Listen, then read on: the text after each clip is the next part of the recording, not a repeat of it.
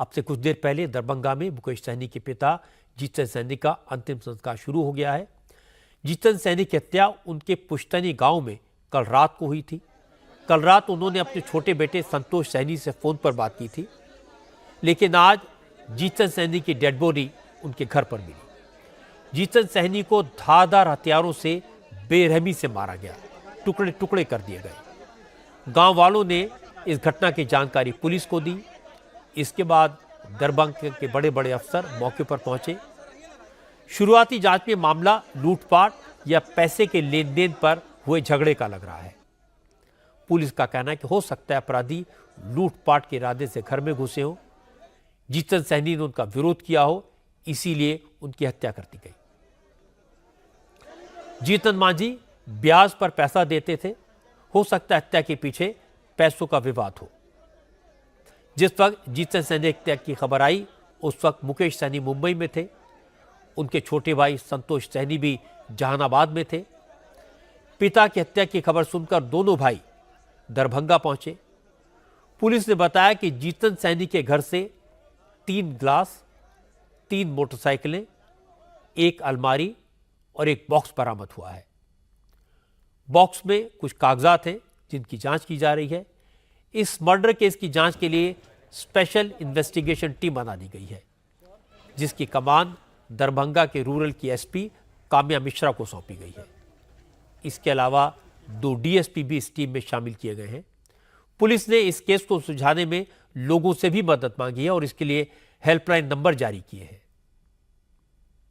SIT का गठन किया गया है। उस एसआईटी में ग्रामीण पुलिस अधीक्षक दरभंगा उसकी नेतृत्व करेंगे। उसमें उसके अलावा 2 पुलिस उपाधीक्षक, 3 जो वहाँ के थानाध्यक्ष हैं उनको शामिल किया गया। उसके अलावा अन्य 10 पुलिस पदाधिकारियों को भी इस पूरी एसआईटी में शामिल किया गया।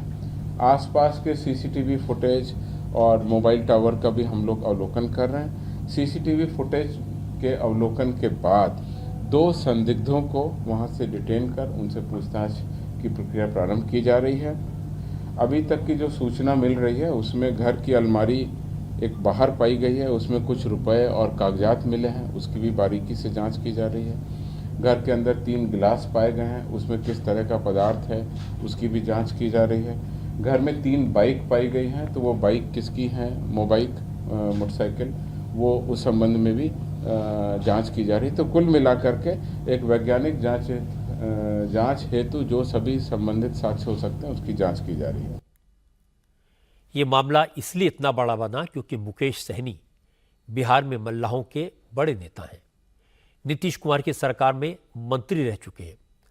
आज जैसे ही उनके पिता जीतन सहनी की हत्या की खबर मिली तो नीतीश कुमार ने मुकेश सहनी से फोन पर बात की, पिता के मर्डर पर हमदर्दी जताई और बताया उन्होंने डीजीपी से बात करके पूरी डिटेल ली है। अपराधियों को जल्दी से जल्दी पकड़ने का निर्देश दिया है। होम मिनिस्टर अमित शाह ने भी मुकेश सहनी से फोन पर बात की। आरजेडी अध्यक्ष लालू यादव और दूसरे कई नेताओं ने भी मुकेश सहनी को सांत्वना दी। मुकेश सहनी ने अपने पिता की हत्या को निषाद समाज के लिए काला दिन बताया है। मुकेश सहनी ने कहा उनके पिता को इतनी बेरहमी से मारा गया कि उनके खून के छींटे घरों की दीवारों पर लगे हुए हैं। उन्हें पूरा भरोसा है कि नीतीश कुमार की सरकार उनके पिता के हत्यारों को जल्दी से जल्दी पकड़ेगी और कड़ी से कड़ी सजा दिलवाएगी। बाहर था, मैं भी जस्ट पहुंचा हूं और मुझे मीडिया के माध्यम से गांव से जानकारी प्राप्त हुआ है कि हत्या कर दी गई है। माननीय मुख्यमंत्री नीतीश कुमार जी से भी बातचीत हुई है, गृह मंत्री श्री अमित शाह जी से भी बातचीत हुई है और आदरणीय लालू प्रसाद यादव जी से भी बातचीत हुई। तमाम हमारे जितने भी शुभचिंतक हैं, राज्य के लीडर और देश के नेता, सभी लोगों से बातचीत हुई है और सभी लोगों ने आश्वस्त किए हैं कि जो दोषी है उनको बख्शा नहीं जाएगा। मेरा तो राज्य सरकार माननीय मुख्यमंत्री जी से आग्रह है कि इस पे खुद ही संज्ञान लेते हुए जो दोषी है उसको सजा दी जाए। हालांकि मुकेश सहनी ने मुख्यमंत्री नीतीश कुमार पर विश्वास जताया, कहा कि जरूर इसकी ठीक से जांच हो जाएगी, उन्हें यकीन है। लेकिन मामला एक सियासी पार्टी के सबसे बड़े नेता के पिता की हत्या का है, इसलिए ऐसा तो हो नहीं सकता कि इस मामले में सियासत ना हो। आरजेडी और कांग्रेस ने इस मर्डर केस को बिहार में जंगल राज का सबूत बताया। तेजस्वी यादव ने ट्वीट करके पिछले कुछ दिनों बिहार में हुए अपराधों की पूरी लिस्ट जारी कर दी। कहा, अब बिहार में अपराधियों का राज है, सरकार का इकबाल खत्म हो गया है। अपराधियों के हौसले इसलिए बुलंद हैं क्योंकि उन्हें सियासी प्रोटेक्शन मिल रहा है। तेजस्वी ने कहा, टायर्ड नेता और रिटायर्ड अफसरों के भरोसे जब सरकार चलती है तो यही होता है। लगातार बिहार में हत्याएं हो रही हैं, बलात्कार हो रहा है, अपहरण हो रहा है, लूट हो रहा है, बैंकों की डकैती हो रही है और सरकार जो है हाथ पे हाथ धरी बैठी हुई है।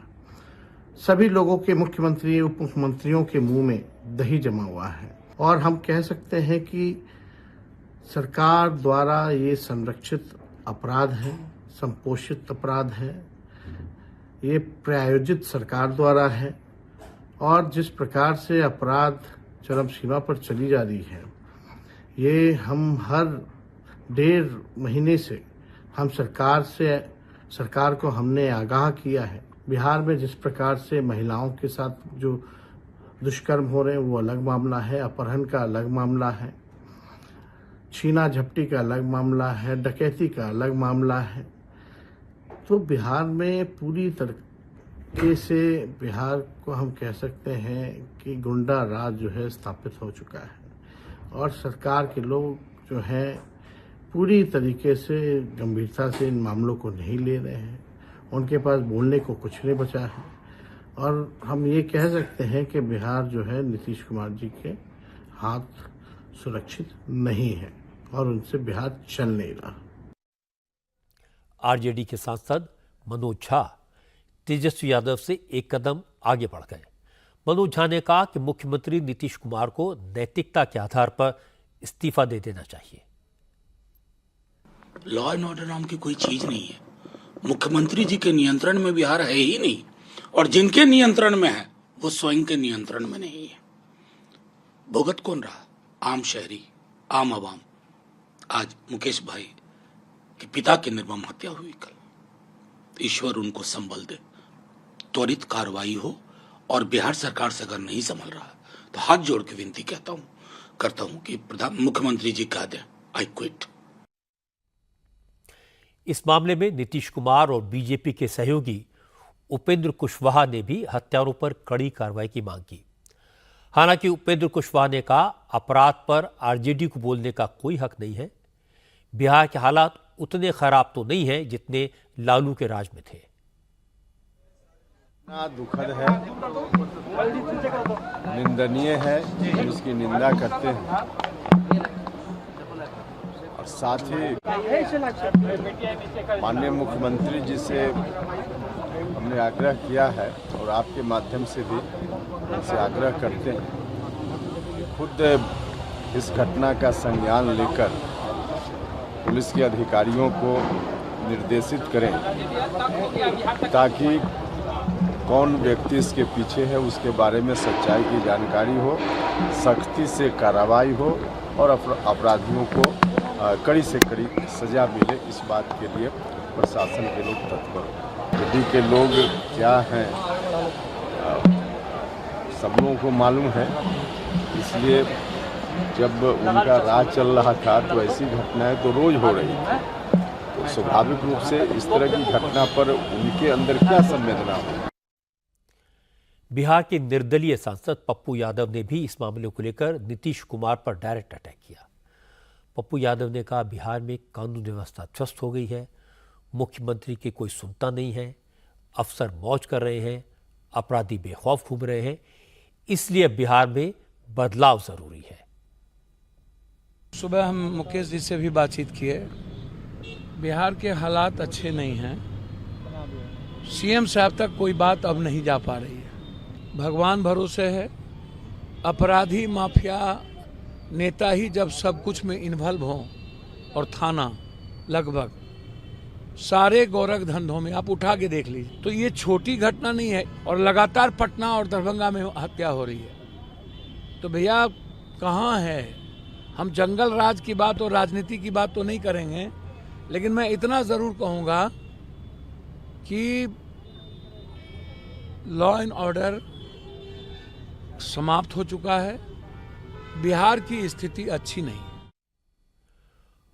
पप्पू यादव खुद कई गंभीर मामलों में एक्यूज रह चुके हैं, लंबे समय तक जेल में रह चुके हैं और आज वो लॉ एंड ऑर्डर की बात कर रहे हैं। हालांकि नीतीश कुमार की तरफ से कोई बयान नहीं आया, लेकिन बिहार सरकार की तरफ से दोनों डिप्टी चीफ मिनिस्टर बोले। विजय सिन्हा ने कहा, जिसको जो कहना है कहे, पुलिस का एक्शन सबको जवाब देगा।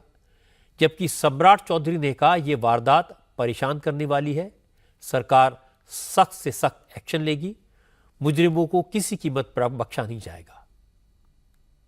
मुकेश सहनी जी के पिताजी की हत्या अत्यंत ही दुर्भाग्यपूर्ण है, दुख का विषय है, खेद का विषय है।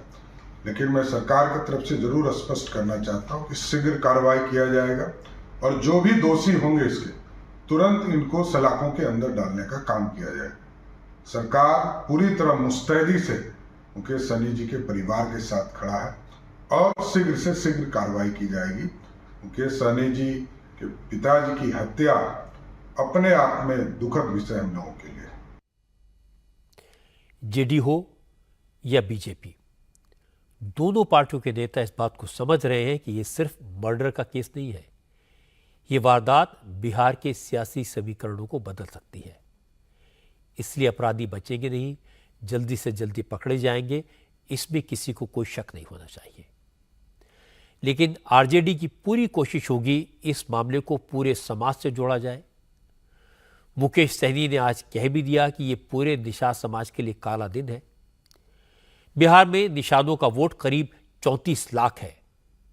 मुकेश सहनी निषादों के सबसे बड़े नेता हैं, इसीलिए पहले अमित शाह ने उन्हें साथ लिया था, लेकिन अब वो तेजस्वी यादव के साथ हेलीकॉप्टर में घूमते दिखाई देते हैं। लोकसभा चुनाव में जिस तरह बिहार और यूपी में वोटिंग हुई, उससे सबको समझ आ गया कि जातिगत समीकरण चुनाव जीतने के लिए कितने महत्वपूर्ण है। चाहे कोई कुछ भी कहे, वोट जाति के नाम पर ही पड़ते हैं। इसीलिए आज जीतन सहनी के अंतिम संस्कार में शामिल होने के लिए उत्तर प्रदेश सरकार में मंत्री और निषाद पार्टी के अध्यक्ष संजय निषाद को दरभंगा भेजा गया। बिहार में मुकेश सहनी के पिता की हत्या का केस नुकसान न करे, इसलिए बीजेपी और जेडीयू के नेता फूंक फूंक कर कदम रख रहे हैं।